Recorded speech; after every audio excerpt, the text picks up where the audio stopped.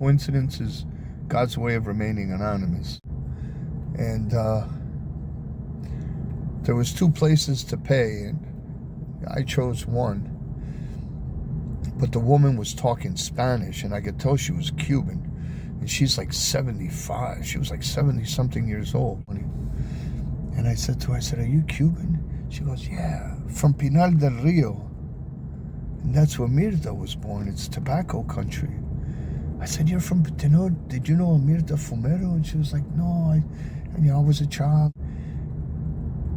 But hearing her talk, it took me back. So she started telling me. I started sharing some stuff Mirta would share to me about when she worked on the tobacco plant, the tobacco fields. And she was like, "Yeah, gente muy sana." Muy sana means people that are very, very humble, very down to earth, very good people. No, she was childlike almost, until very honest, very pure, very pure. And she says, "I'm like that too." And I had that moment with her, and when I left, I said, "Thank you." She said, "For what?" I said, "You gave me an experience I haven't had in a while." Then I looked up at God and I said, "Thank you." Because to me, those coincidences, they mean something.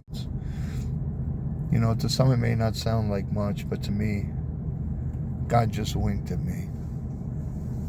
I was wondering if she was dead, and I got a live representation almost of her, just paying for an air freshener.